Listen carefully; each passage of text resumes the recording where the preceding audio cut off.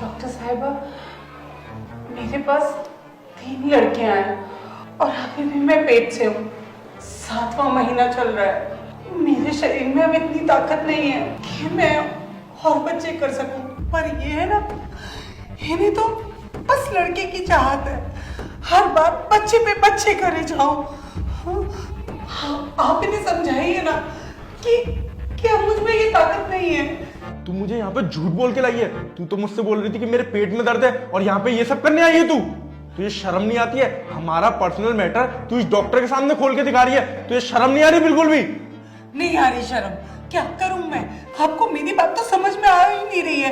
शायद डॉक्टर साहिबा की बात समझ में आ जाए। अरे मैं कितनी तकलीफ में हूँ, कितने दर्द में हूँ, आप कुछ समझते ही नहीं है।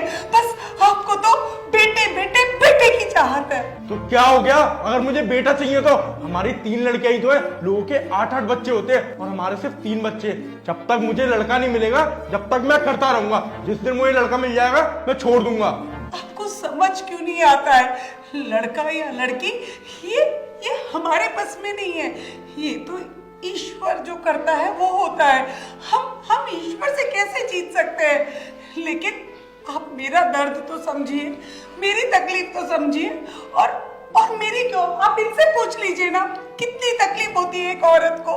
देख, मुझे कोई शौक नहीं है तुझे बार बार दर्द देने का। तू मुझे लड़का दे दे, मैं ये सब करना ही छोड़ दूंगा।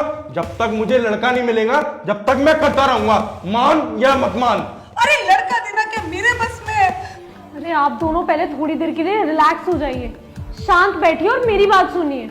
देखिए मिस्टर शर्मा, आप समझने की कोशिश करिए।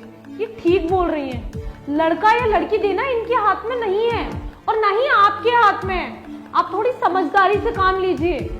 मैडम, आप मुझे समझाना बंद कीजिए। ये मेरी वाइफ है, मैं इसके साथ कुछ भी करूं। चाहे मैं 3 बच्चे पैदा करूं, चाहे 8 करूं, चाहे 11 करूं, इससे शादी करिए मैंने। कोई मुझे रोक नहीं सकता ये सब करने से। अरे आप समझते क्यों नहीं है?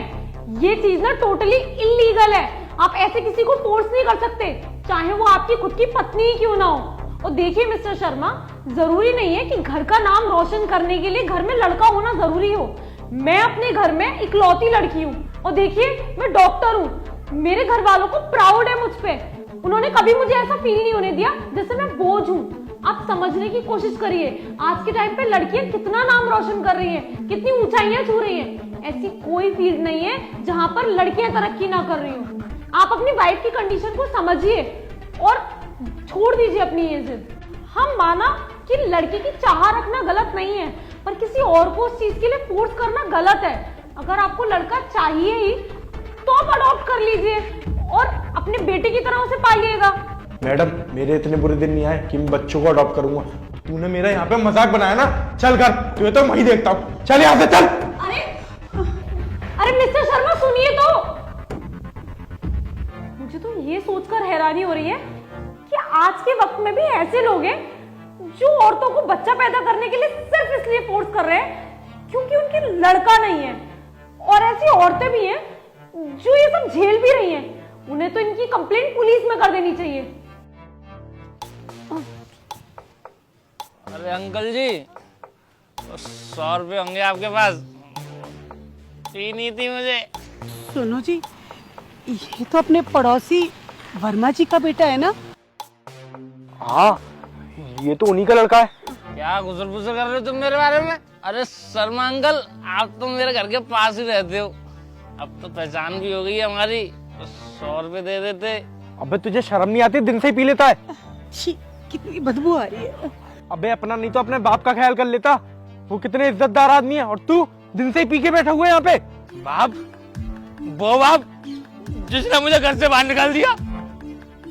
मैं यार रोडों पे घूम रहा हूँ। अंकल, वो क्या है ना, मुझे नशे की आदत लग गई है, तो वो मुझे पैसे नहीं देता, तो मैंने अपने नशे के लिए थोड़ी सी प्रॉपर्टी बेच दी, तो उसने मुझे घर से बाहर निकाल दिया। वो बाप नहीं, मेरी जिंदगी का पाप है, पाप। और अंकल आपको पता है, उसे ना बहुत घमंड है। अब तुम सोच रहे होंगे क्या क्या घमंड है। उनकी 2 बेटियां हैं, एक IAS ऑफिसर है, एक डॉक्टर है। मुझे तो निठल्ला समझता है। अरे नहीं जाऊंगा मैं उसके घर में, कभी नहीं जाऊंगा। नहीं मर जाऊंगा पर उसके घर में जाऊंगा नहीं। अरे तुम ये सब छोड़ो, पैसे दे दो अंकल। सुना आपने? सुना ना इसकी बातें? कैसे अपने बाप को गालियां दे रहा है। अरे बाप को पाप कह रहा है उनका ये बेटा, और आपको बेटा चाहिए।